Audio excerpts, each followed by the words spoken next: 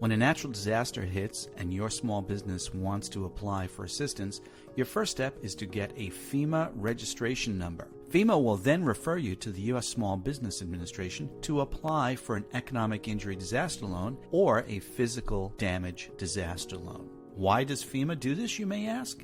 Because the SBA has the infrastructure in place to manage the lending process for application processing, approvals, and fundings. Congress had decided some time ago that to create that same infrastructure in FEMA was a waste of taxpayer dollars. That's why, after a natural disaster, get your FEMA registration number and then apply to the SBA for a natural disaster loan.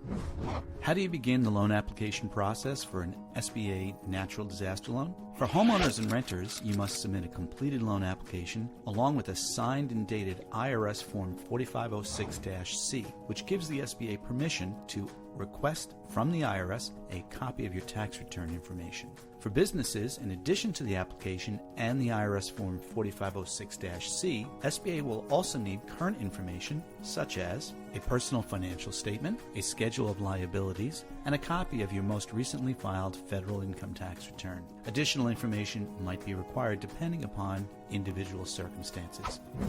For an SBA natural disaster loan, the interest rate and the term are dependent upon a couple of factors. Interest rates on these loans are determined by law. The SBA assigns an interest rate to a loan based upon the resources available to an applicant, meaning if you have the opportunity to receive credit elsewhere or grants or insurance reimbursements, that may determine the interest rate you receive. The lower interest rate will not exceed 4% for businesses that do not have any credit elsewhere. And the interest rate associated with the current market rate for loans where the business has access to credit elsewhere will not exceed 8%. These rates are fixed and they are for the term of the loan, typically as much as 30 years.